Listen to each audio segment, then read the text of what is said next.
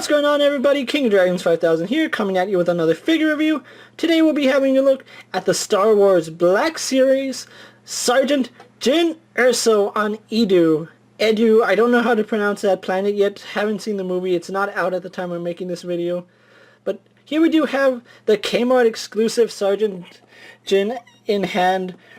Really wasn't expecting to find her. I just went into Kmart today and they apparently put the new Black Series up just for Jyn, so kind of cool that she's out now. But anyway, here we do have her in the packaging.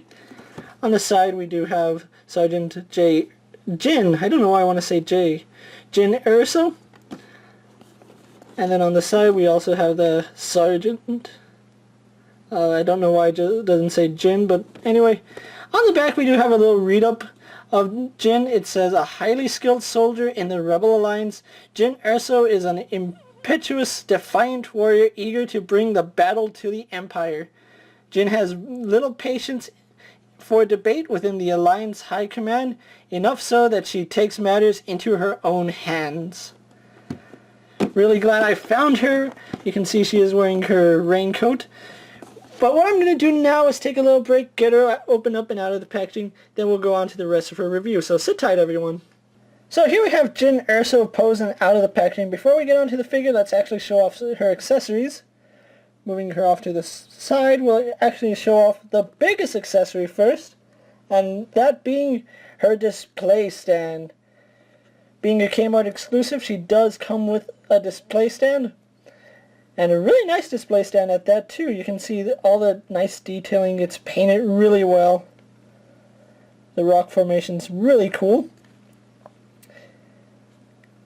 And something I like about this display stand is that Hasbro actually learned from their mistakes with the Kylo Ren and Rey, in which they actually added foot pegs for her to stand with.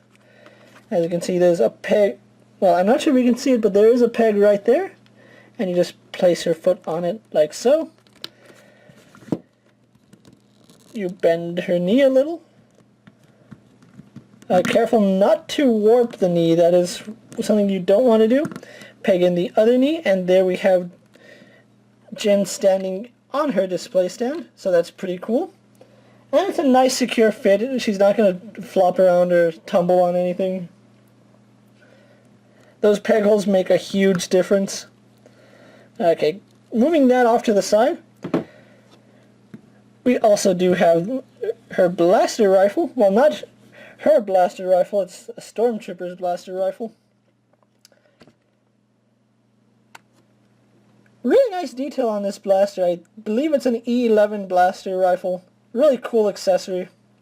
You can see there is some paint right here on the side, but other than that, it's just molded in that black plastic.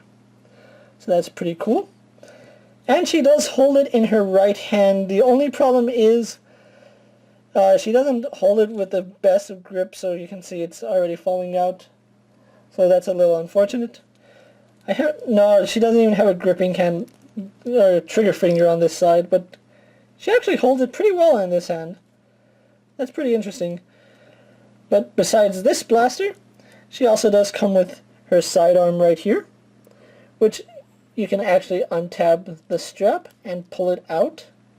And here we do have her secondary gun, which is some kind of hand or some kind of smaller blaster.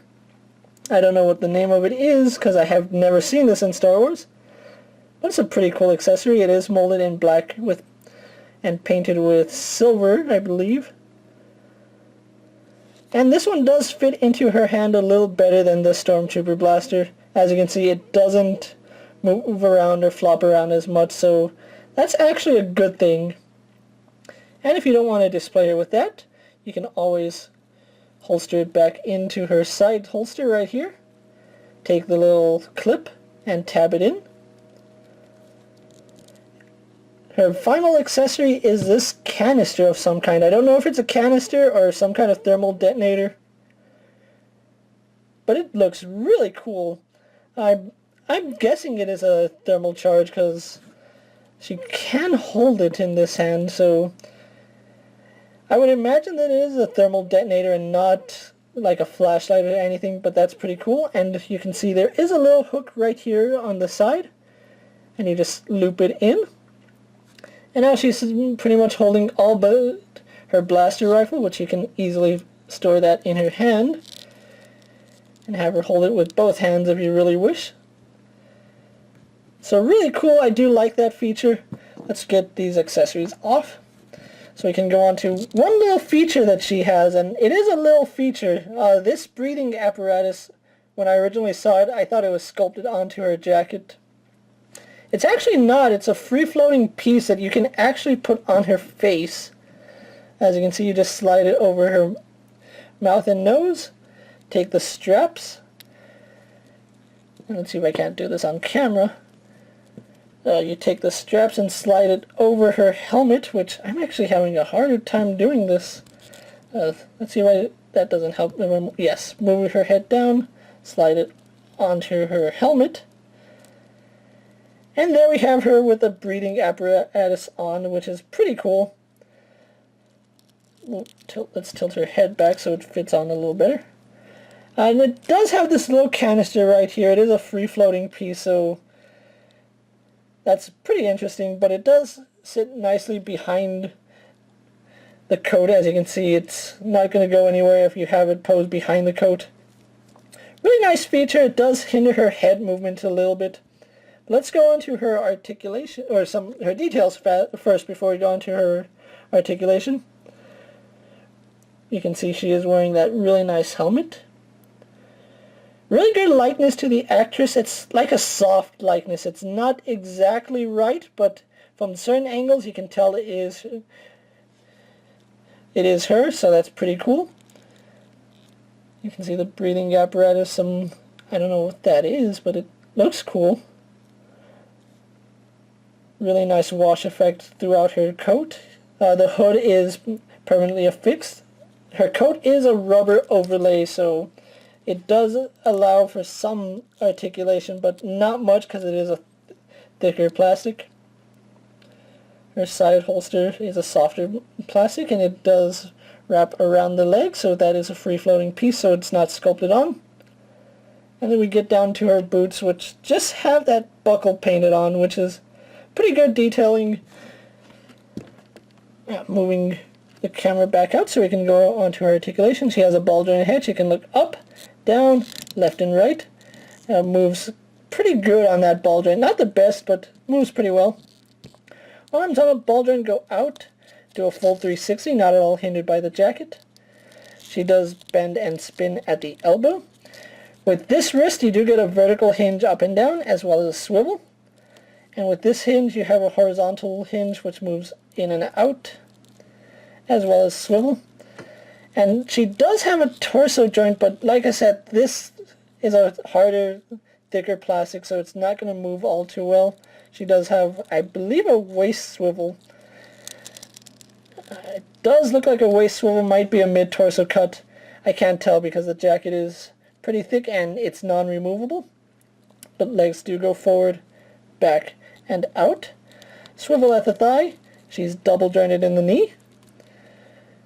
She does spin at the boot. She has a hinge up and down, as well as a pivot in the ankle. So you can get in a lot of great poses, and that's Jyn Erso for you. So what I'm going to do now is take a little break, get a pose for my final thoughts, and then we'll wrap up this review. So sit tight, everyone. So here we have Jyn Erso pose for my final thoughts. Overall, really nice looking figure. I do really enjoy this figure. It really got me hyped to see more Rogue One figures, and I can't wait to get my hands on them. This is actually the first Rogue One figure I picked up. I don't have the Comic-Con Jyn, so I really don't have her to compare with. But overall, I think this is a really nice figure. I think the only part she shares are her legs, the belt, and maybe the torso. Other than that, I'm pretty sure this is an entirely new figure, which, like I said, unlike Kylo Ren and Rey, this is actually a welcomed exclusive, seeing as how everything's so different. She does come with this display stand, which is really nice, and there is a piece that looks like it connects to another character, so can't wait to see who that is. If you're looking for this particular Jyn, why did I say J? But if you're looking for this particular Jyn, She is only available at Kmart. This is a Kmart exclusive, just like Kylo Ren and Rey. If you're looking for her, she just tipped over and lost her blaster. Oh well. If you're looking for her, Kmart is the only place to get her, and she is running about $25, 26 something with tax. If you can find her and you're a Rogue One fan, I really do recommend you pick her up, especially because she is so much different than the standard Jyn release.